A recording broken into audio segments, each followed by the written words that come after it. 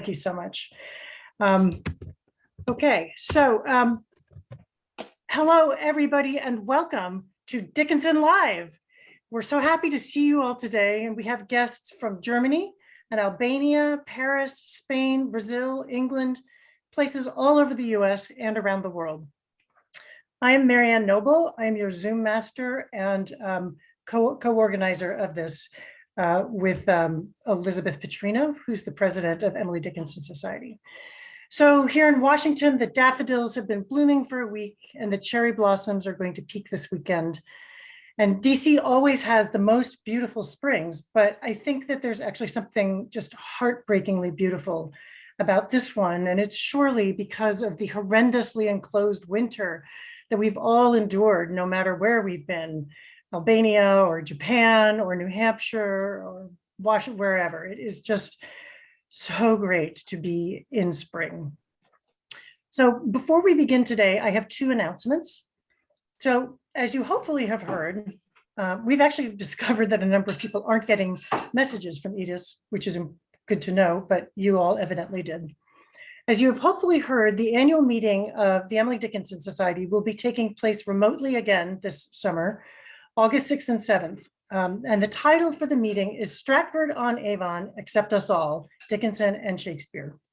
So we will be exploring Dickinson's love of Shakespeare in a variety of synchronous and asynchronous panels, lectures, and workshops over Zoom and YouTube. And for all more information about that and to register for it, you should go to the EDIS webpage.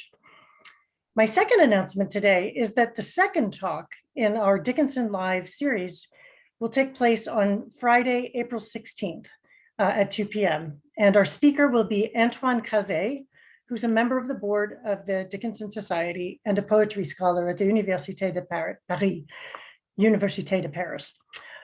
He is the author of two books, one on John Ashbery and one on HD. And Antoine is currently working on a book on experimental form and subjectivity in contemporary American writing. And he has published numerous essays on Dickinson and also works on translation. The title of the talk that he will do in April is Before I Got My Eye Put Out, Emily Dickinson's Eye Disease Seen from a Pathological Perspective. So in this talk, he's going to explore the links between Dickinson's poetry and the eye trouble she suffered between the fall of 1863 and late 1865. So we'll be circulating announcements with an abstract of this talk next week and in the weeks upcoming too. But I'll remind you, the date is Friday, April 16th, again at 2 p.m. We're picking, we feel like that this is 2 p.m. is probably the best time for Americans and Europeans to jointly meet. And we apologize for them, those for whom it's really not a good time. It's just nothing really great. Okay, so the talk we're having today will last around 30 minutes. And when it's done, I'll leave the Zoom. The Zoom will be open for questions and answers. And we can also monitor questions from the chat. And then when we're done, I'm going to leave the Zoom open for a while, and any members who might like can connect with one another. And if you want, I can create breakout rooms for various small chats. Feel free to grab a slice of cake and a cup of tea and enjoy some social time with your fellow Dickinsonians. And now I am happy to introduce to you Renee Berglund. Renee received her PhD from Columbia University, and for over 25 years, she's been teaching American literature, research and writing, and critical and cultural theory at Simmons University. She's also held research appointments in women, gender, and sexuality studies at Harvard and at Dartmouth.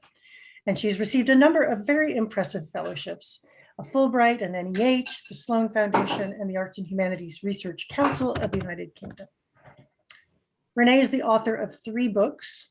She published The National Uncanny, Indian Ghosts and American Subjects with the University Press of New England in 2000, and Maria Mitchell and the Sexing of Science, an Astronomer Among the American Romantics in 2008. And then with Gary Williams, she co-edited Philosophies of Sex, critical essays on Julia Ward Howe's Hermaphrodite. And she has published numerous essays. Renee is a member of the board of the Emily Dickinson International Society, and she has served as the book review editor for the EDIS Bulletin since 2014. She's currently working on a book entitled Natural Magic. I read an earlier draft of it, and it almost exploded my mind with its cosmic scope and its scientific grounding. Today, she will be talking about images of the Northern Lights in Dickinson's work. The title of her talk is Infinite Aurora, and it is now my pleasure to turn the screen over to Renee. Thank you, Marianne. You're welcome. And thank you, everybody, for being here.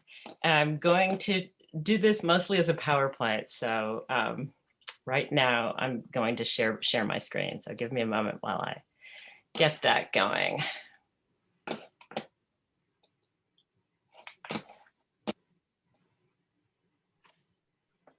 Okay, give me the show. Okay. This talk is called The Infinite Aurora. And let me give you a brief overview of what I plan to talk about, and then I'll talk you through it. Because of this format, I'm really trying to just look at the screen and talk. So I'll be depending on the slides as much as you are. First, I'm going to tell you where I am and how I got here.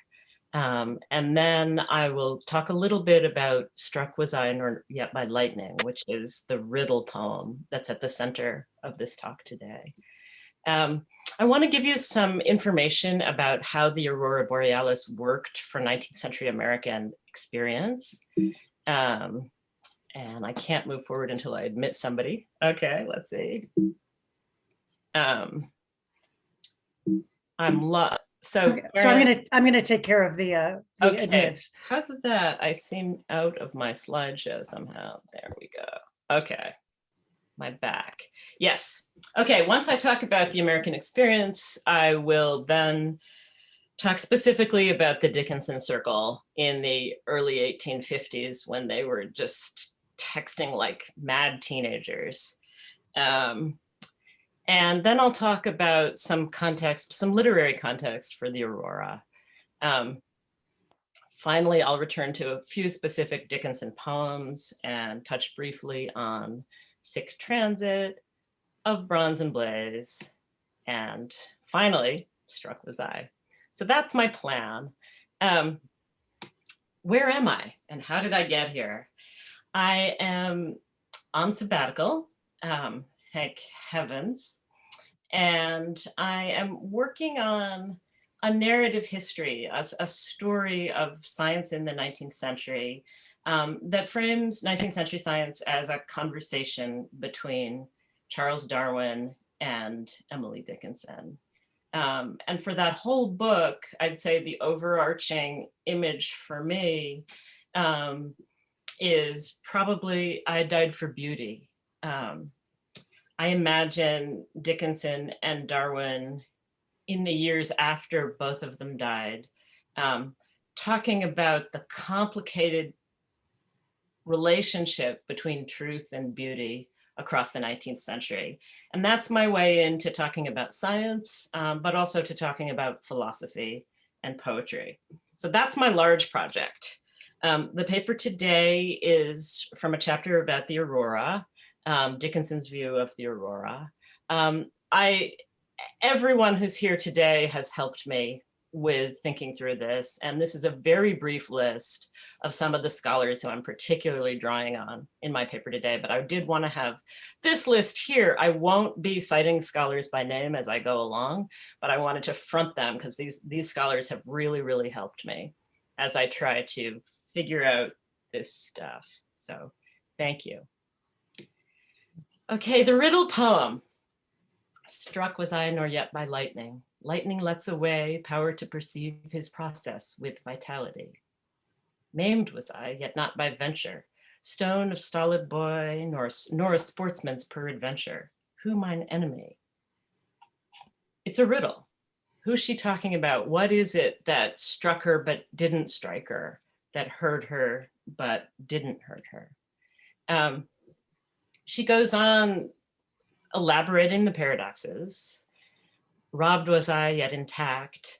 And then she says, I wasn't the foe of anyone, which is particularly interesting because she framed this as an enemy riddle, right? And now she's saying, I have no foe. But in fact, I love the cause that slew me. Many of you have put lots of energy into reading this poem, and many great scholars argue, and I agree, that it's a somewhat masochistic poem about love at first sight. But it's also a poem about the aurora. And in fact, it concludes with the infinite aurora in the other's eyes. That's a strange ending. And for me, that infinite aurora is the central riddle that I'm playing with in this talk today. So I'm asking my slides to advance, and they're advancing eventually. I want to talk a little about the aurora in the experience of 19th century people in general, American and European. It's important to know that the disturbing effects of the aurora were absolutely key to the theory of electromagnetism.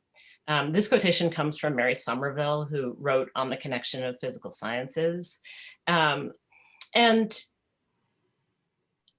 what's exciting about electromagnetism, and what makes it the most interesting science of modern times, as Mary Somerville puts it, is that electromagnetism, as they begin to understand it in the 19th century, is about transformations. Electricity can transform to magnetism, but even more than that, more exciting, as Hitchcock talks about in The Religion of Geology, thoughts and ideas can transform to electric nerve impulses, which can transform to motions. Let's say a very large raven-like reptilian creature decides to make a big leap through the mud. It has those electrical thoughts, it passes them electrically to its muscles, it leaps through the mud, and it leaves a track, which might fossilize. Millions of years later, Edward Hitchcock and his friend Charles Lyell might walk along the banks of the Connecticut and see those tracks, those ancient reptilian, what we'd now call dinosaur tracks, with their eyes. And when they do, an electrical reaction will take place within their nervous systems. Hitchcock is fascinated by this idea, the idea that the electrical impulses in a dinosaur or in Noah's raven can go through the material world and then enter the brains of people who are walking around thousands of years later.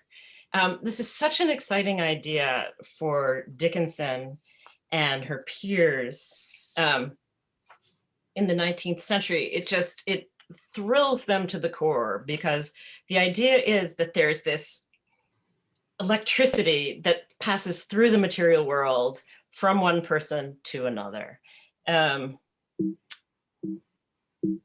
Marianne, if you can admit somebody, then I can move to my next slide. This is an 1865 painting by Church of the Aurora Borealis, which gets to another thing that was really significant about the aurora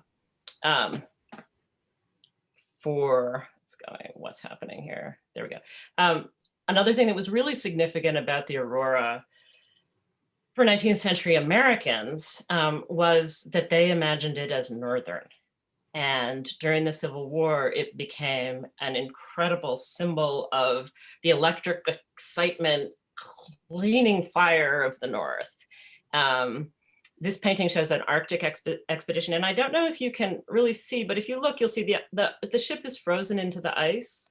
And then there's a little train of dog sledders who are approaching the ship to rescue the stranded sailors. So the Aurora Borealis in this painting is a symbol of communication and a symbol of rescue. And of course, also because of when it was painted and the audience that received it, it's a symbol of the great disruptions of the Civil War. Okay. Now I want to talk about unripe peaches and silver moons. I called this section telecommunications, and in my intro, I described the Dickinson circle in the early 1850s as texting frantically. The reason I called it texting was because for me, that helps me understand a little bit of the excitement that they felt about the mail in the early 1850s. Postage stamps were new, and daily mail delivery was new, and teenagers then as now were masters of the new technology of constant letters. What happened in 1851 was that Susan Gilbert went to Baltimore and Austin Dickinson went to Boston, and Susan's sister Martha and Emily stayed in Amherst, and the four of them began to write letters constantly, just a constant stream of letters, to the point where the letters that were written in 1851 and 1852, just in that year alone, are more than all the letters that have been written in Dickinson's life up to then. One of the letters that I really like is the letter from Emily to her brother Austin, where she tells him about the huge aurora that happened in Amherst. And if you take a look at the full letter, one of the things that's really fun and interesting about it is that it's about communication, and it's about wanting to really, really communicate with Austin. And right before she describes the letter, she's talking about how she wishes she could send him peaches, she wishes she could send him grapes, she wishes she could send him his clean laundry, but she'd need an angel to get that stuff from Amherst to Boston. And she's longing for a way to communicate. And then she moves to this description of the aurora, which in the mind of the young Dickinsons was that kind of possibility of some sort of magical electronic communication. I don't think that it worked describing the aurora, although if you look closely at the letter, the colors she uses for the letter, for the aurora, the beautiful red, crimson, and pink, are very closely echo the colors of the peaches and the grapes. So she's saying, look, there's an aurora, it's almost electrically sending you this without wires. But it doesn't work. And in the following letter, she says, Dad's going to Boston. I'm going to send you one frost peach. It's unripe, but it represents my feelings perfectly, with great frustration.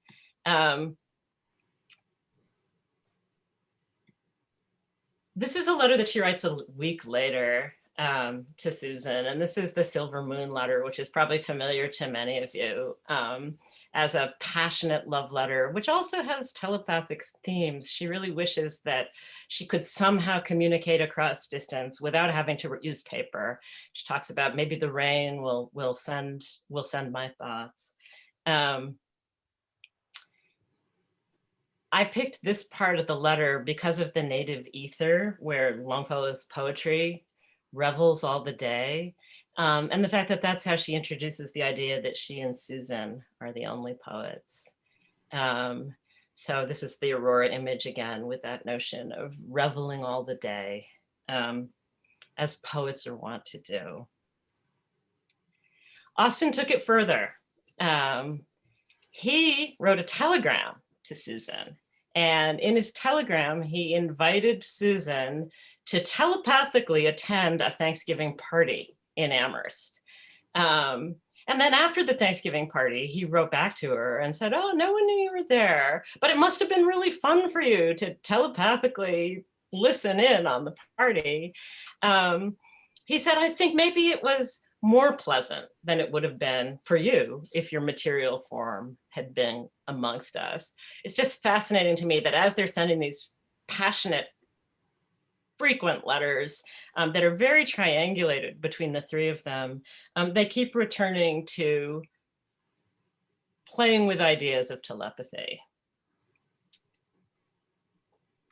So, why did they do that? One of the reasons that they did was that they were saturated with literary aurora images.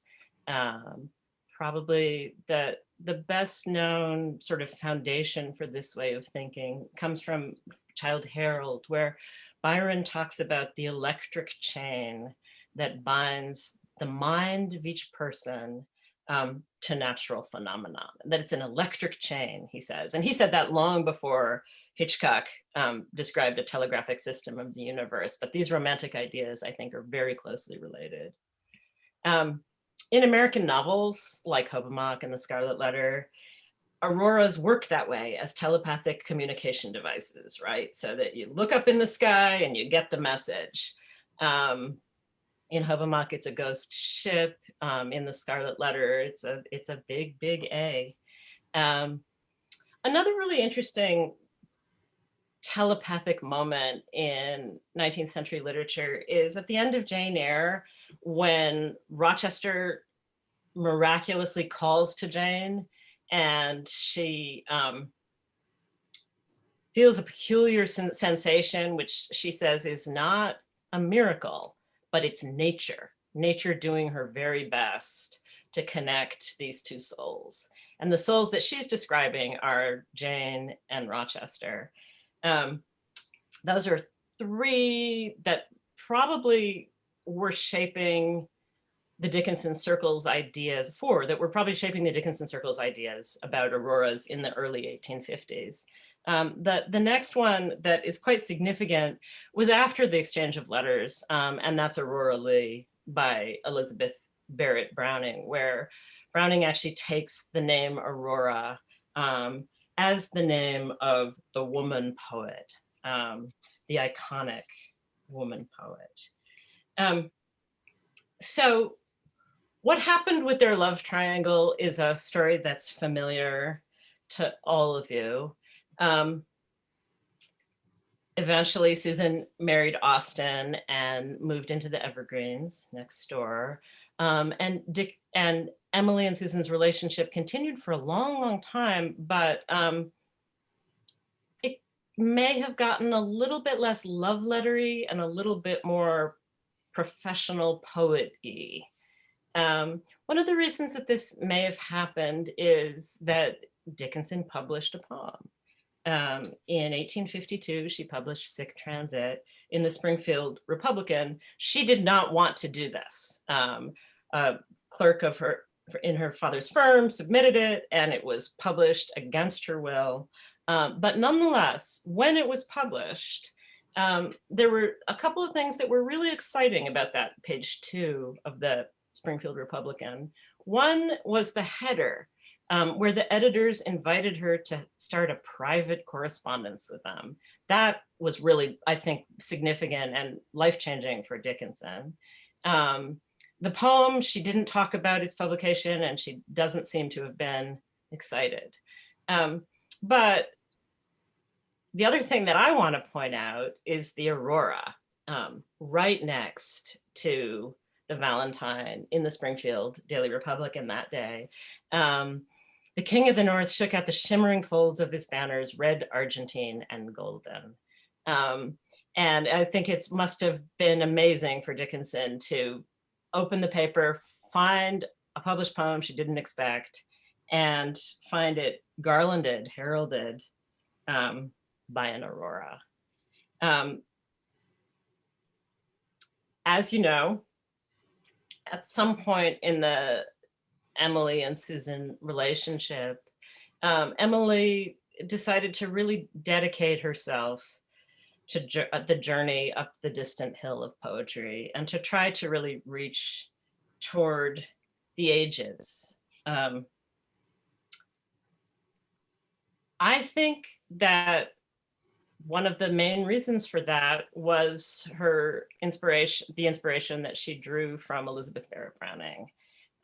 This is one verse of I Think I Was Enchanted that seems very Aurora-like to me.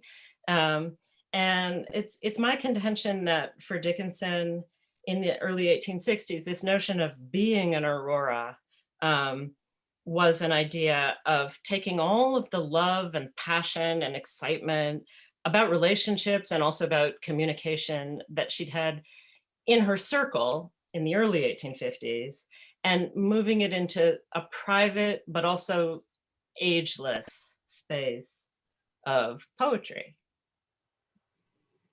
During this period, she wrote a few poems that use the word aurora, they're listed here, and a few others that don't use the word, but there definitely seem to me to be about auroras. So I want to look briefly at two of them.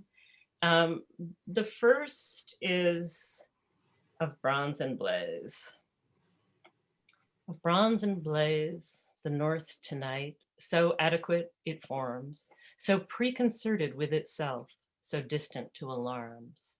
An unconcern, so sovereign to universe or me, infects my simple spirit with taints of majesty. Till I take vaster attitudes and strut upon my stem, disdaining men and oxygen for arrogance of them.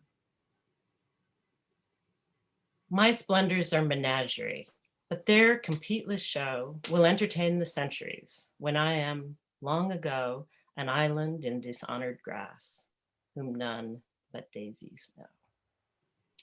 I just really like this poem. I hope you love having the chance to see it, as I love getting to read it with you. Later on in the book, I spend quite a bit of time on the grass and the daisies and the beetles, as I argue for a green naturalism that I see as linked to, I see Dickinson's grass as linked to Whitman's grass, but greener and different. But for right now, I want to focus on the first part of the poem.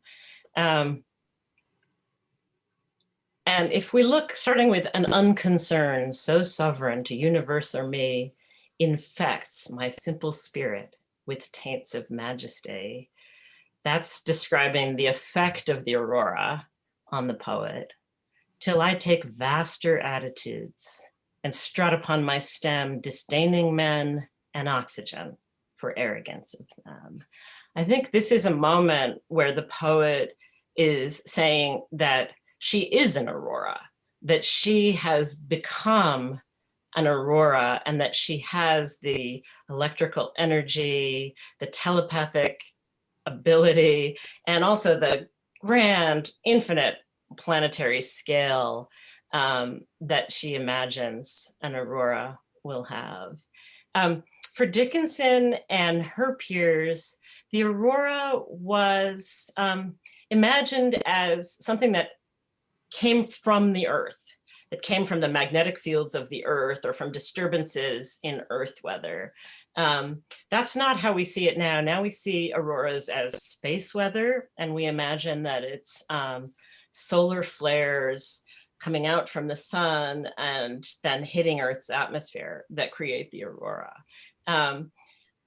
What's interesting to me is that the newer science is even vaster than the 19th century science, but completely fits with the vision that Dickinson has here of the aurora as something that's completely infinite.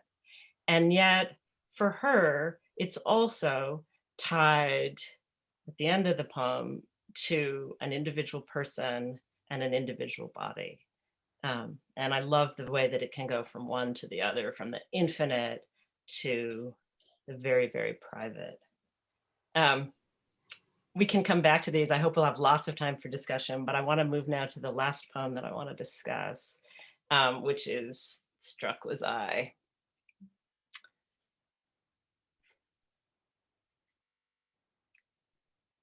Robbed was I, intact abandoned, all my mansion torn, sun withdrawn to recognition, furthest shining done, yet was not the foe of any, not the smallest bird in the nearest orchard dwelling, be of me afraid. Most I love the cause that slew me. Often as I die, its beloved recognition holds a sun on me. Best at setting, as is nature's, neither witnessed rise till the infinite aurora in the other's eyes. I hope we'll be able to have quite a bit of time to discuss this together. For me, the Infinite Aurora here has something to do with the disturbing passions of the Dickinsons in their early 20s. It has something to do with a desperation to connect and to communicate that went along with those passionate triangulated loves. But it also has something to do with reaching for an infinite and a sense of infinite possibility that I believe Dickinson finds in poetry. The poetry that she writes about the aurora, for me, does connect to the dinosaurs and their muddy fossilized footprints as much as it connects to her personal passions, and also as much as it connects to the great infinite sky, which is both far above and also always for Dickinson in the other's eyes. So that's the end of my story. And if I can get this to move on, I can get it to move on. I will thank Marianne and Elizabeth and invite anybody who wants to get in touch with me to please do so. Send me an email. I'd love to talk to you. I tried to keep this short because I really want to have time for lots of conversations. So I can't wait. The conversation had started at the beginning, and I can't wait to hear what we all have to say now. I am going to stop sharing my screen, I think, so that I can see more of you. I mean, it's unfortunate. I have I know. mixed feelings. I want to see everyone, but at the same time, I want to keep the text. Right. But the screen is too large. It occupies most of what we see. So Yeah. maybe most people have a computer, and so they could just pull the computer. I mean, pull the poem up on their own screen if they want to talk about it. What do you think about that? So in short, stop screen sharing. That's what I'm going to do. And then if people want to talk about the poems, which I certainly do, you'll have to just pull it up individually. I can do that. Yeah. I mean, each of us, yeah, each person can do it. We can all pull it up on our computers. Yeah. Okay, so I'm going to put you all into, let's see, the gallery view. And then hopefully you all know, but just in case you don't, there's a little thing called reactions at the bottom of your screen, and you can raise your hand on reactions. And I'm going to look for raised hands. Let me show you. Here, I'll raise my own hand. See? So now you can see I'm raising my hand. And so if you have a question, just go ahead, click on reactions, and then click on raise hand. Or you can wave your hand, but the problem is there's a lot of people here.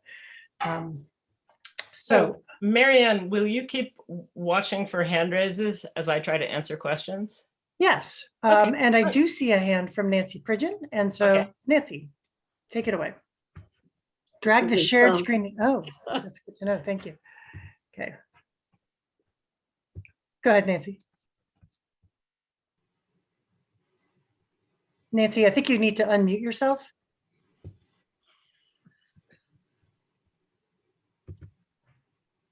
Hey, Nancy, there you go. I was just putting a thumbs up because Renee's talk was wonderful. That's all I have to say. Thank you. Aha, that was a thumbs up, not a hand. Sorry. Thank you. I'll lower I can now lower my hand by going back, and I click on lower hand. And if I'm not seeing any, is that Richard Brantling? The old fashioned way? Mute, unmute. So can you hear me? Yes. Yes.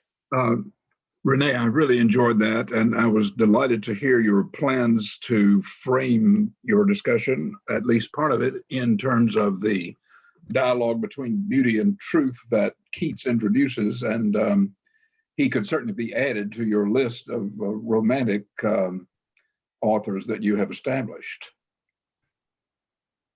Absolutely. Yeah. Keats is so significant here. Definitely in setting up the I guess the story of my book is not the story of the romantics, which has already been told so well, but the story of, I hate to call them the Victorians, it's the story of the mid-19th century and beyond, when truth and beauty get divorced from each other, and the world becomes disenchanted. And so the experience that I'm really interested in looking at is Dickinson's ways of trying to respond, draw on the romantics and try to respond to the disenchantment of the dichotomized science, if that makes sense. So I see her as really, what happens in literature, in my view, is that science, Darwin, naturalism, for many, many people become gray and bleak and nihilistic in the late 19th century. Thoreau would not have done it that way, but he died. And Elizabeth Barrett Browning probably wouldn't have done it that way either, but she also died. So I see Dickinson as the person who really does one of the most fully worked out anti-poetics that's against disenchantment. So yes, she certainly draws on Keats constantly. She definitely draws on Keats. But what she's responding to is not just Keats, but also the great disenchantment in the latter part of the 19th century. But thanks for your comment, Richard. Magda? Yeah, I think that she develops into another thought. She goes on, she takes Keats' poems, but her thoughts go further. I think in saying that not the Grecian urn is the thing that lasts forever, she says, for example, the leaves are the thing that lasts forever. Again, I forgot the first line of this poem, but and also she says in this I Died for Beauty that the moss grows over her names and then it is sometime it will be over. So I think she just, and she does that with many ideas from literature, that she thinks further, I believe. I agree with you. Thank you for that comment. I think the moss, and thank you for reminding me of the moss on their lips. That to me connects with the island in Dishonored Grass at the bottom of, at the end of Bronze and Blaze. And it is a little different from Keats. And I guess I'm arguing that it's the way that it's different is that it's green. Mm-hmm. Yeah. And Renee, I wonder if I could, oh, I'm sorry, go ahead, Magda.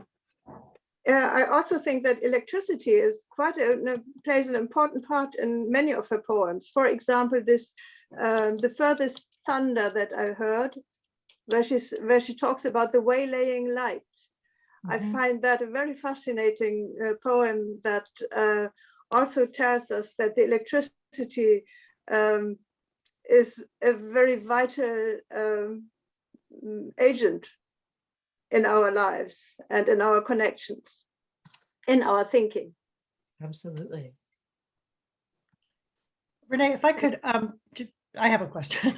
Okay. So first of all, I love the way you talk about Aurora, which is, it's different from how I've tended to think about it. I've always thought Aurora was a metaphor for infiniteness, for kind of new beginnings, for the dawn. It's like the awakening to something. And so this is really different and I love it. It's a historicized I didn't know that that's how they thought about the Aurora Borealis in terms of electricity. So it's just, for me, it's a great correction and so interesting. So I enjoyed that so much.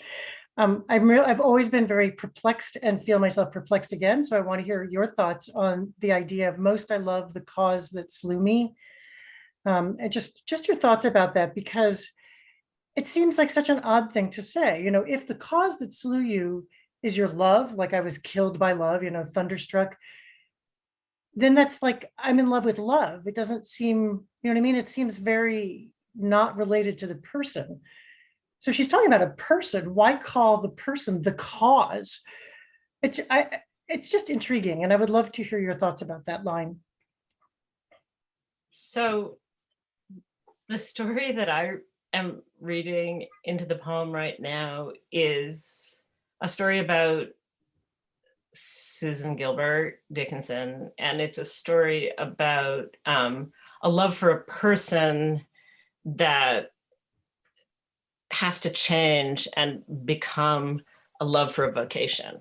So that's how I'm seeing it. So I'm saying it's okay, it's my personal love has had to now change to a vocational collaboration, which is still incredibly passionate. But one thing died, and now I have this vocation. That's what I'm saying. Does that make sense? Yeah, it does. It's really interesting. So it kind of morphs from Susan into poetry. So the cause is right. And Susan is still involved in the poetry intimately, but it becomes this, I'm an Aurora, right? I'm a woman poet. Right, right. And so, and then the Infinite Aurora changes. It's no longer just between her and Susan. It's like the poet and the reader, right? The poet and the reader, and the poet and Browning and Keats right. and Byron. Yeah. Which goes back to the dinosaur tracks that retain the electrical impulse of the dinosaur, right? That kind of connectiveness. Right, exactly. That it's from electricity to the material world to these electrical thoughts that at some point become ideal again. That's really, really cool. It is really strange, isn't it? I'm not seeing any hands. If Stephen, you'll need to unmute. Yes, I'd like to expand the meaning a little bit of Aurora and what you said about dawn. Aurora was a Roman goddess of dawn and was the Roman equivalent of the Greek EOS. And there's two poets in particular that might possibly have influenced Dickinson here as well. One is Virgil in his Aeneid, which we know she had read because we have her textbook still. And Virgil mentions Aurora multiple times in the Aeneid. And at one point he mentions her not just as golden, but as having a red or purple chariot, something like that with that red flavor. In another more minor poem, he uses a Homeric term of rosy fingered dawn or rosy aurora. And I don't know if the sense of Dickinson's poetry is creating a new age, is a dawn and aurora in that sense. The other poet, and this is, I think, a little more iffy because we don't know what she read of her, is Sappho. She certainly mentioned Sappho in an early poem when she says when Sappho was young. And later on, she read Higginson's essays on Sappho, which were in the Atlantic Monthly, but that was published, I think, much after these things. But Sappho wrote some famous poems about the moon and the stars that I think can be linked to Dickinson. But Sappho also wrote about, well, she used the Greek term eos, which is the equivalent of the Roman aurora, in a love poem, which is a little more disastrous because Dawn asks for her lover to be given immortality, and the lover is, but Aurora has forgotten to ask that the lover be given eternal youth. So the human lover becomes decrepit and aged and can't do anything about it. But I think the sense of dawn might be there. It's broad, Aurora Borealis certainly, but it's a little broader, just dawn in a more cosmic sense. Yes, definitely. I thank you for that comment. I think you're absolutely right that the dawn is there, the classical dawn. I went to college with someone named Dawn who we called Rosy Fingered Dawn the whole time. So yes, definitely there, definitely there. I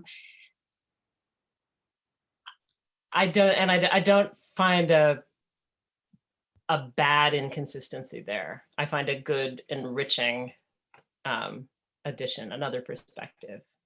Gloria? Well, I really enjoyed your talk, Renee.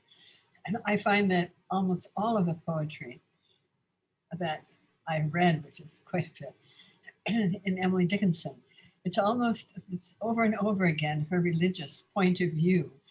It's like, will my poetry, will I live after I die?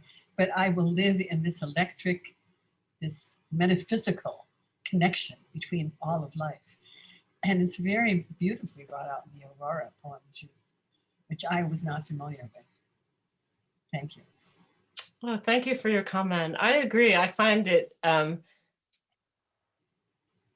I don't know, maybe it's just this year, but Dickinson's death poems don't feel morbid to me right now. They just feel comforting and beautiful. And these visions, they are visions of death, but to me, they just seem very beautiful. I agree. I think that the beauty is also, and because of the electrical current that she sees between people. I personally have had many things happen, really strange things, because of that current. So I believe she was also very aware. I want to hear what those strange things are. Can you just tell us really briefly? Oh, Just briefly. It's a little off topic, but I'm so curious. I want to tell you one of them. And that is, I was going with a truck, leading some army soldiers in a truck through the city. And I looked out the window and I saw in a crowd by a castle, somebody I knew very, very well and was very important in my life. And it was very strange. I had no idea he'd be there. And so it was and I shouted his name and he came. And so we were able to meet, and he died about 6 weeks later. So it was sort of a miracle. Yeah. Or what Charlotte Bronte would say was, nature gave us no miracle but her best. Adalberto? Thank you very much, Renee, for this enticing reading and talk. I was just a small question that arose in my mind about the ending of this poem and this idea of the infinite aurora in the other's eyes. I was wondering if it was possible to consider like the iris, which is, by the way, I was reading this kind of riddle or this anagram between rise and iris at the end of the poem. Mm-hmm. And I was wondering if it was possible to think that actually, when you consider the iris itself, it's an image of the aurora. It's a kind of small scale. It's kind of quantum physics of the aurora. Oh, yes, absolutely. I wonder if she would have this kind of pre-quantic notion. Well, I think she would. And I think if you can call your mind, I wish I still had my slides up, but if you can call your mind back to the church painting, the way that church does that arcing aurora over the mountaintop, it really looks like the iris of an eye. It absolutely does. Wow. It absolutely does. It's making me think of Whitman, the meaning pours from one face to another through the Right, eyes. yeah, that connection. Yes. Did I see a hand? I thought. Jean and David, somebody, is that where you? I can't quite tell. Can you unmute, please? In the far north of Scandinavia, the Sami people have always experienced the northern lights as having a very real vibration and energy. They often experience it as a troubling energy. It's not a comfortable energy, but they feel it very magnetically and very communally. Thank you for mentioning that. Yeah, it's disturbing. It's definitely disturbing and peculiar. How many people have seen the Northern Lights? Yeah. Have you seen them? It's Yeah. I've only seen them once, and we didn't figure out what it was. We didn't, like, it seems like you would know. You're in the north, sky turns green and gets really weird. But we had a long conversation about how strange the sky was and why was it green and it looked like there were colors. And then the following day we learned that we had been looking at the Northern Lights. Yes. But my own experience was just of deep strangeness, just so strange. And in my memory now, what I remember looks exactly like images I've seen of the Northern Lights. But when I was actually seeing it, I didn't expect it, and I didn't really know what I was seeing. We've seen it in Cape Breton, Nova Scotia, on the farthest northeastern reach of the continent.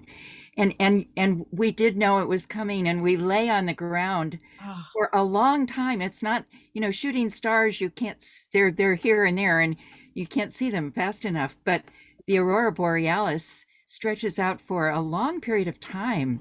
Seems like at least 15 minutes Right. or more. I mean, you just watch and think, this is something out of Disney. It can't be. Can't be real. Yeah. So Karen, I believe your hand is up, and Adalberto, you can lower your hand if you click on, unless you have another question, but if you click on reactions, you'll be able to lower your hand. Thank you. Karen? Sorry. No, not at all. So many things I admired and loved about this talk, Renee, like all your work always. But I guess I'd love you to talk a little bit about the relationship between the argument and the structure, that is, between the ways that you work, which is layering these emotional concerns, this historical precision and grounding about post offices or about scientific knowledge with the mystical. And so, I mean, maybe this is just like me saying my words of praise, but I'd love to have you talk about it a little bit too. But it does feel to me like you're really striving in your Dickinson scholarship to both replicate something about the layeredness of Dickinson's own poetic allusions or references or roots, and something, I guess, about the Aurora as well, and the multiple ways that it existed in people's lives. Well, thank you for that comment, Karen. Right now, what I'm trying to do with this project is see if I can put a lot of verbs in, make it a story, as opposed to an argument, where things happen and unfold in a historical, chronological way, so that they just keep developing and growing as a conversation. And the reason I'm trying to move towards story and away from argument has something to do with truth, actually, more than beauty. So it's not really a stylistic thing. It's more of a trying to capture with as much accuracy as I can how I think, trying to trace out and capture how I think these ideas are developing as a conversation. And for me, I feel like story may be working better for me than argument, but that's something I'm thinking a lot about. So thanks for picking up on it. And I don't know if I can pull it off, but that's what I want to do. Yeah. Despina L. Christ.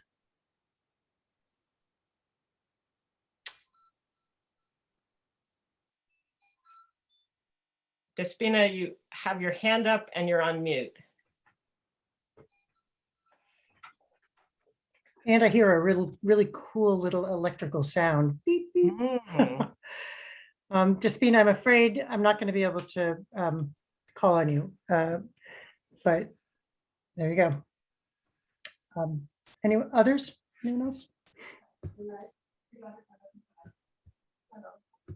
Is that you, Despina? No. Oh, Gloria? You're on mute, Gloria. Will you be available? Will this talk you gave be available for us to listen to and to have other people listen to your Yes, I've been recording, the whole thing is recorded. And it will be made available on the EDIS website homepage. Great. Assuming I pushed the right button and managed to get it to the right people. Yeah. Wonderful.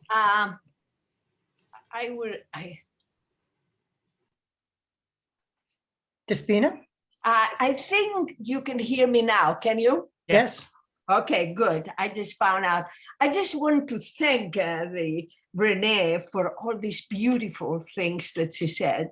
And she renewed my love for Emily Dickinson. I loved her for years, and then too many things happened in my life, and especially recently, that I just forgot about Emily. And now I'm just alive again with love and excitement. And you know, the poems that you asked us to read and brought it up, they are just beautiful, and they state exactly what she thought of her poetry.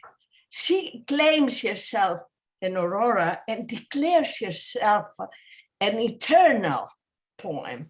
I mean, talking about this past, now, and the future, that her poetry goes in, her thoughts, and her she gets into the eternity before her time. It's amazing. I agree completely. I think she, I mean, she says that she's competeless, and she is. Yeah, she says it, and she always claims that eternity, it belongs to her, And I wonder if she had read a lot of spiritual poems, like, for example, by Rumi. I'm reading Rumi right now, and I find many words that remind me of her. And the eternity and the love, that love that is, that's one of the most important feeling, and she's filled with it. And of course, Donne, she had read Donne, but I believe that she had read those spiritual, you know, like Rumi and probably Hafiz and all these other poets. Cynthia? Thank you so much, Despina. That was great. Yes. Cynthia? Thank you, Renee. Thank And you. I wonder if there's an aspect of the dreamlike quality of Aurora Borealis in any of the poems. I haven't had a chance to check for that, but it reminds me again of the connections that Dickinson makes possible for us. I remember several years ago, after meeting for a few times with EDIS, I had a very vivid dream about Suzanne Juhas. And more recently, I had a beautiful dream about Johnny Guerra. And I think, even though I only see you in my professional life, I only met you in my professional life, and I didn't see you but once every other year if I was lucky. The effect that you made on my lives was like an Aurora connection. So I think of dreams as another dimension of this to explore. What do you think, Renee?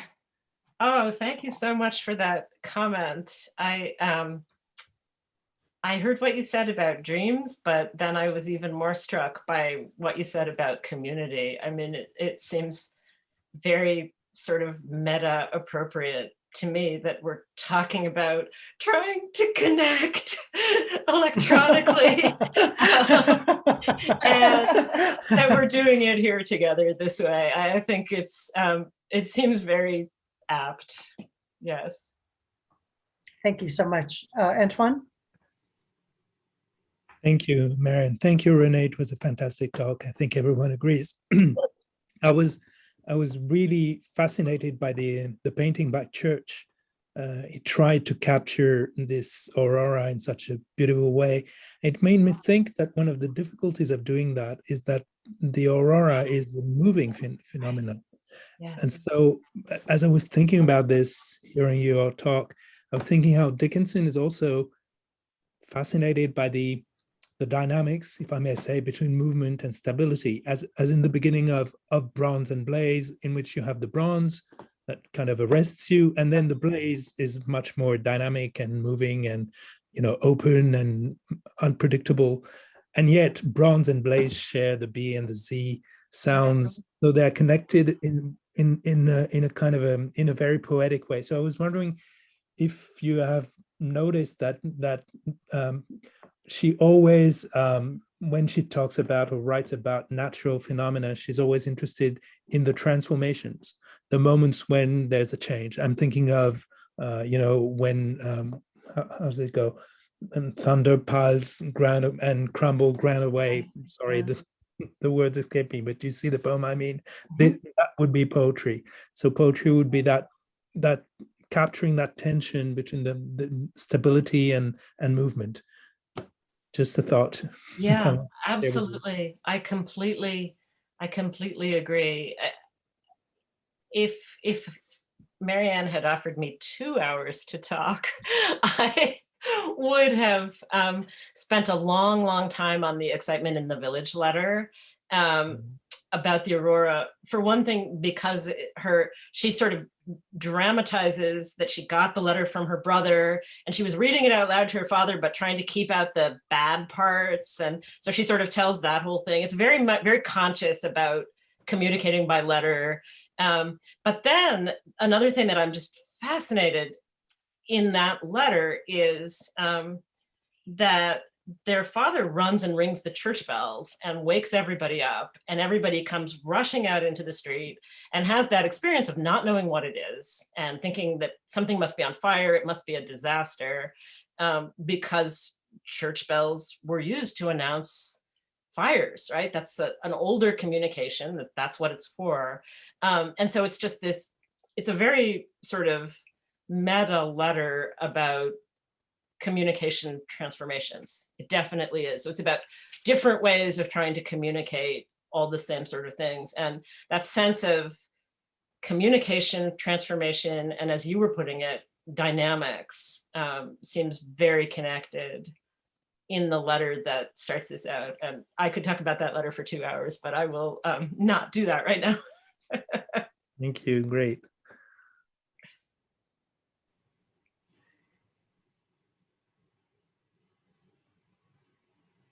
Okay, well, it's a little after 3, so I think it's a great, perfect timing here. I'm going to open up a couple of breakout rooms, and it's self-selecting, and you can, hopefully you can just like figure out how to do. Oh yeah, a little after 8 for those in Paris, but you know, so you can go get a cup of tea or a glass of wine, depending on where you are. Coffee. And you can, so there'll be self-selecting breakout rooms. You can pick the one that you want to go to, should you want to go to it. And if you don't, then you can just leave. But thank you so much for coming. It's great. It's awesome. Thank you to Renee, of course, for such a beautiful talk. It was great. Just wonderful. And so again, we'll be back in around 3 weeks for Antoine Cazé. It's Friday, April, what, 16th or 17th, something like that. It's a Friday at 2 p.m. again. And he'll be talking about Dickinson's eyesight. And if people, you know, we'll just keep it going. You know, why not? It's absolutely like fantastic. I can't wait to hear from every single person on this screen. Marianne, this is just so great. Thank you for setting it all up. Yes, you are most welcome. Thank you very much. This is what happens when you have sabbatical. It's a good thing. Okay, so I'm gonna now make breakout rooms. What a great beginning. Breakout. Thanks, Marianne. That's great. Thank you so much, Renee. It was wonderful. Thank you, everyone. Let participants choose room. All right, there it goes. Where do you do that? Oops. I think that, so I think this main room will stay open, or you can go into a breakout room. How do you do that? Oh, I see. I don't know. Broadcast message. Do you all see that? I see 4 rooms, but it doesn't have topics or anything. Right. So you just choose randomly. Okay. Yeah. Okay. Do you want me to, should I put people in just like automatically? But then what if you get put with people, you know, I can just put everyone in a breakout room. No, you gotta go. You're just gonna have to like pick one. Okay, so just pick a room and join it. I'm gonna go to room 1 right now. I am too, but I don't know if that happened. Are we in a breakout room now? We're still in the main room. I want to go to a room too, but I don't know how to do it. Oh, yes. It asks you if you want to join a room, and then you do. Okay.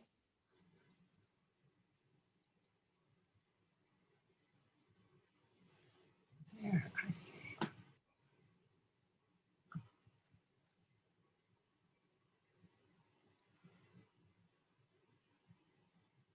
I don't understand.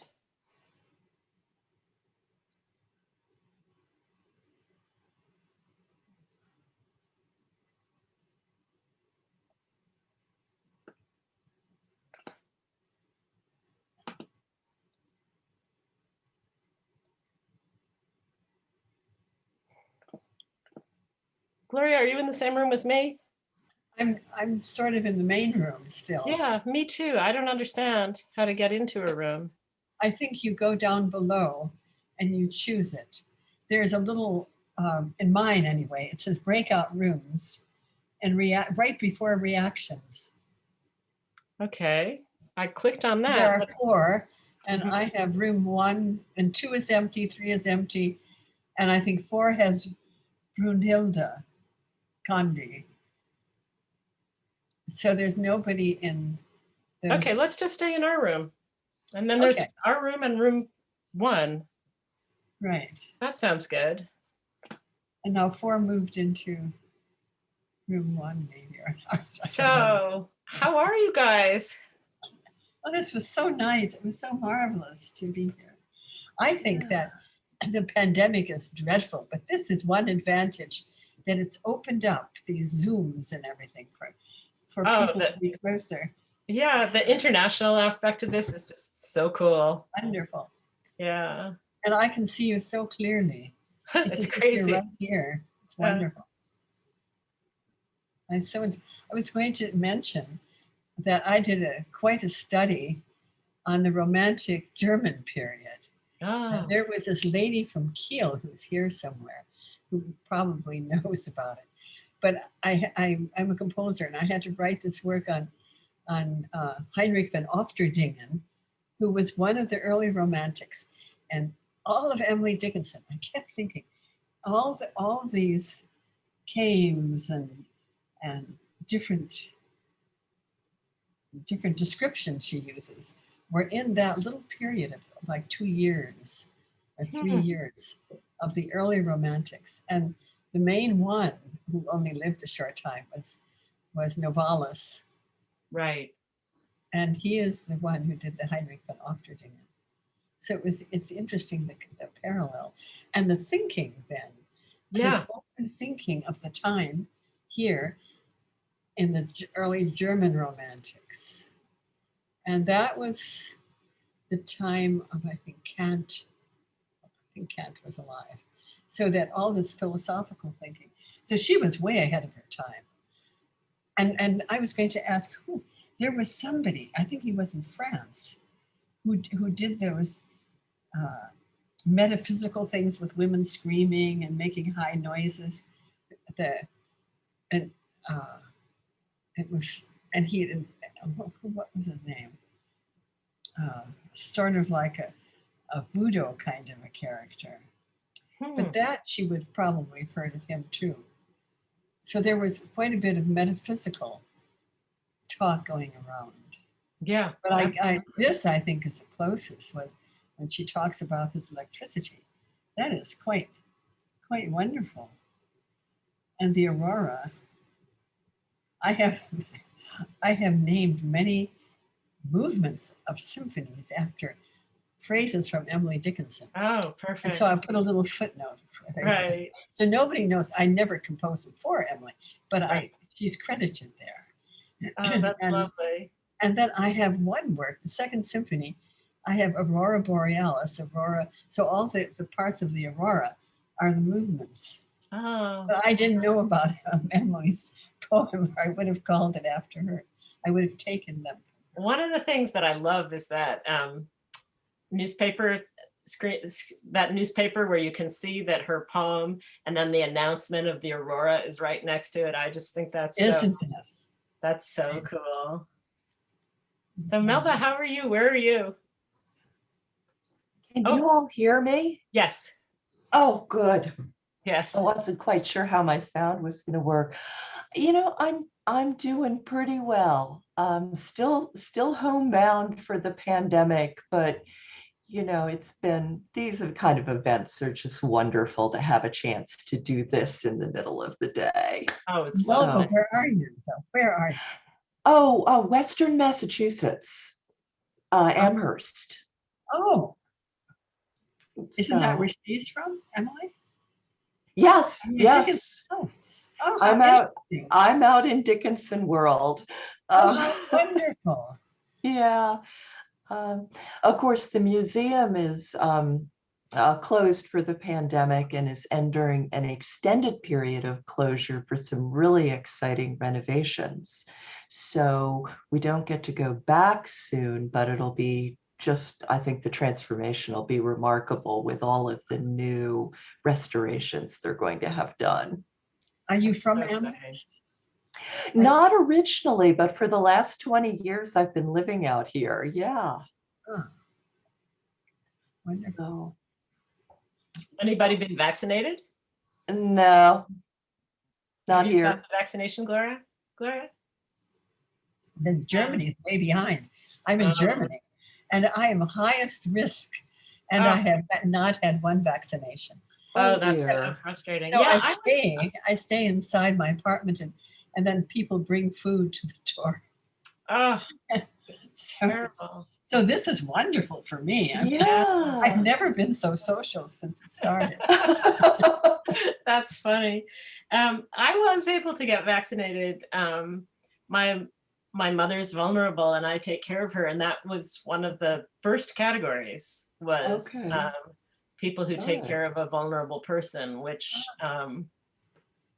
I mean, I was happy to be vaccinated. Yes, I was happy about that. But I was just so thrilled that someone somewhere noticed that I've been doing that care work. I can't believe it. Like there's some recognition. So, and all I had to do was a test. I had to make an attestment that I take care of a person, which is true, I do, but I was delighted that was one of the options. But I was also delighted because my mother is vulnerable and it's been scary to take care of her and have to go out in the world, you know, it's like. Sure. Yeah. Where are you? What stage are you in? Simmons College, where is that? Simmons is in Boston, Massachusetts. But I actually live in New Hampshire, so I've been in New Hampshire all year. And your mother's there? And my mother is with me, in New Hampshire. Yeah. So, I'm delighted to hear that.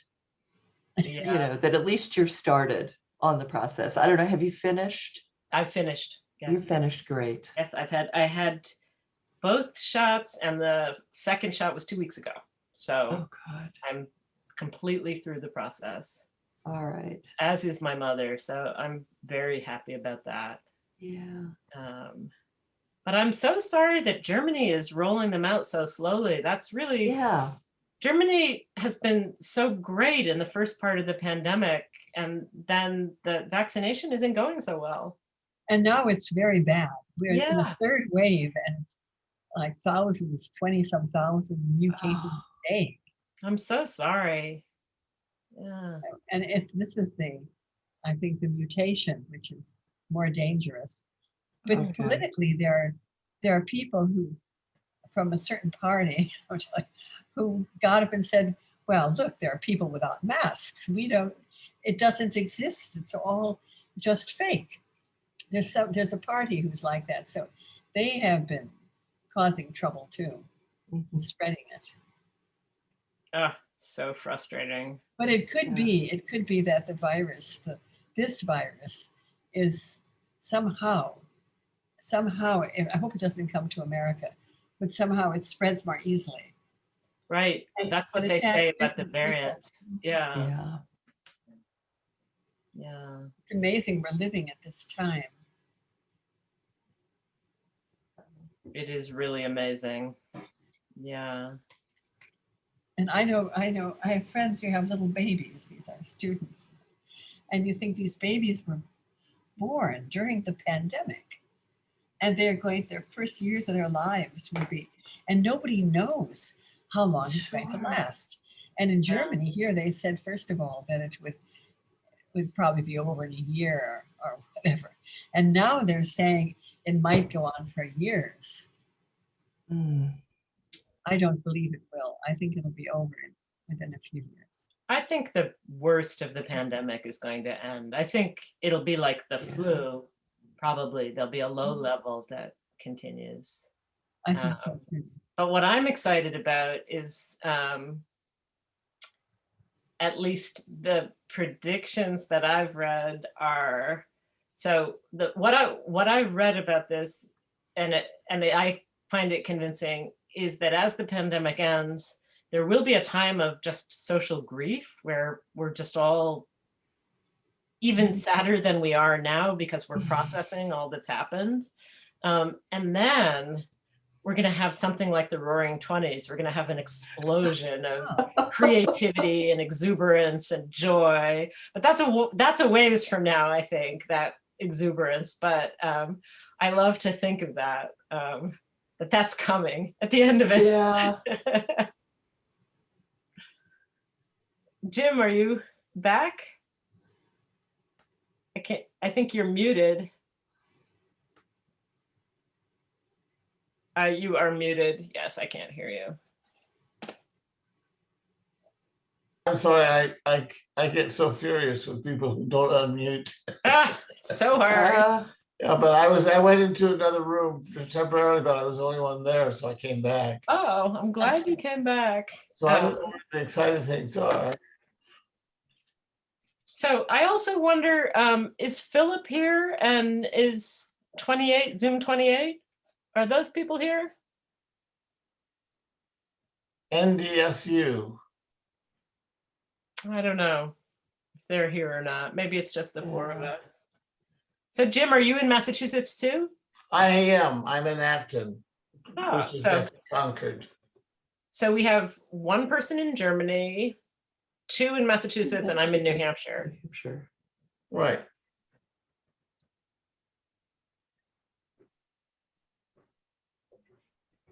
Well, how are you enjoying your sabbatical? I'm having a pretty good sabbatical. I just got great news about my book, so I'm excited about that. I've agreed with a publisher. I think I'm not supposed to announce yet who the publisher is or anything, but I can tell you that I just agreed yesterday to deliver the manuscript by June 1st. And so I'm like, cheers! I'm happy, but I'm panicked. I'm just like, by June 1st, I have to deliver it. So it's going to be a very intense, the next couple months are going to be very intense for me, but I'm thrilled. It's a really good, I'm delighted with the editor I'm working with, and it's fantastic news, but I'm not supposed to announce it. But I haven't just announced it, just to be clear. I haven't announced who it is. I've just announced. If anybody asks, we'll play dumb. I've just announced that I'm stuck. I've got to finish it by June 1st. And when will it be out? What did she say? When will it be? It takes a long time. I'll deliver something by June 1st, but then it'll go through peer review and I'll probably have to do revisions. So it's likely that I'll give them a final manuscript in September. And if I do that, it will probably come out September a year, so September 2022.